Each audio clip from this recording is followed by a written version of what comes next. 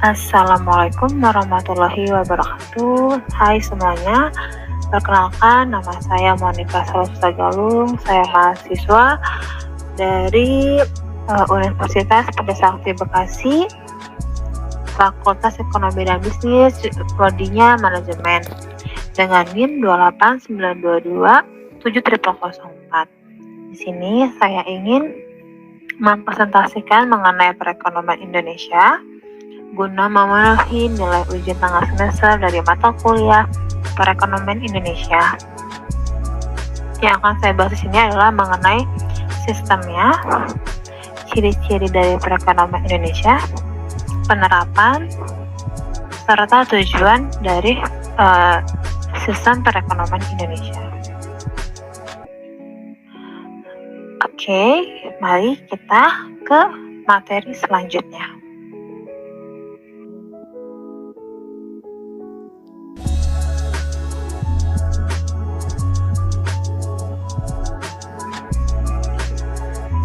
Sistem perekonomian Indonesia. Sebelumnya, kita harus mengerti apa yang maksud mengenai perekonomian Indonesia. Menurut rujukan dari Bappenas, sistem ekonomi Indonesia, walaupun dengan perumusan yang agak beragam, telah dimuat di berbagai ketetapan perundang-undangan. Dalam Undang-Undang Dasar 1945, khususnya pasal 33, sistem ekonomi dirumuskan sebagai berikut. Perekonomian disusun sebagai usaha bersama berdasar atas asas kekeluargaan. Ayat 1. Cabang-cabang produksi yang penting bagi negara dan yang menguasai hajat hidup orang banyak dikuasai oleh negara. Ayat 2. Bumi dan air dan kekayaan alam yang terkandung di dalamnya dikuasai oleh negara dan dipergunakan untuk sebesar-besar kemakmuran rakyat. Ayat 3.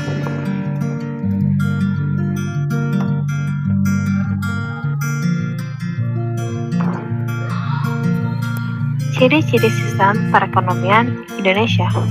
Yang pertama, perekonomian disusun sebagai usaha bersama berdasar atas asas kekeluargaan. Yang kedua, cabang-cabang produksi yang penting bagi negara dan yang menguasai hajat hidup orang banyak dikuasai oleh negara. Yang ketiga, bumi dan air dan kekayaan alam yang terkandung di dalamnya dikuasai oleh negara dan dipergunakan untuk sebesar-besarnya kemakmuran rakyat.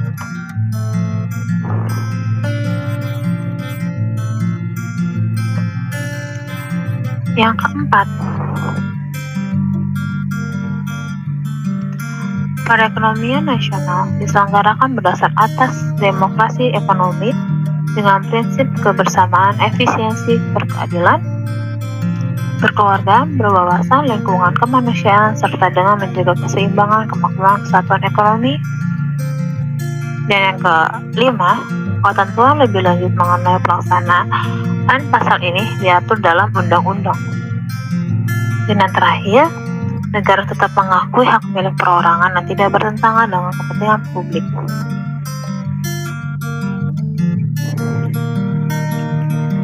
Berikut adalah penerapan sistem perekonomian Indonesia. Yang pertama, adanya BUMN atau Badan Usaha Milik Negara. Yang kedua, adanya koperasi. Yang ketiga, adanya serikat pekerja. Adanya BUMN ini merujuk pada aturan dan undang-undang resmi negara yang mengatakan hal-hal yang dianggap penting serta berhubungan dengan hajat hidup orang banyak diatur oleh negara. Karenanya, negara memimpin peran penting dalam menegakkan badan usaha milik negara atau BUMN. Dan yang kedua, adanya koperasi. Badan koperasi adalah salah satu bentuk implementasi dari sistem perekonomian Indonesia, yakni Pancasila. Setiap badan koperasi didirikan dengan tujuan usaha kolektif yang memakai dasar asas kekeluargaan.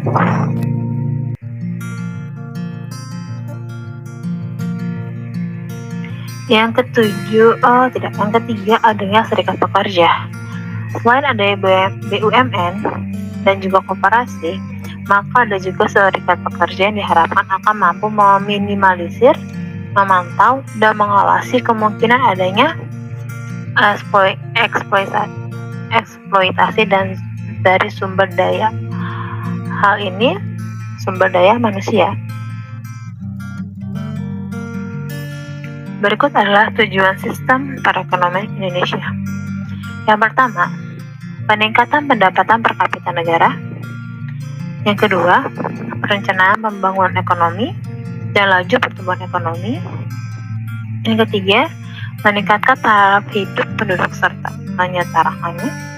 Yang keempat, memperluas lapangan kerja dan mengurangi pengangguran. Yang kelima, mengurangi kesenjangan sosial. Yang keenam, menikmati kapasitas produksi. Yang keempat, meningkatkan investasi. Dan yang terakhir, menurunkan angka kemiskinan. Berikut yang dapat saya sampaikan, kurang lebihnya saya mohon maaf. Terima kasih telah menonton video saya. Sampai bertemu kembali.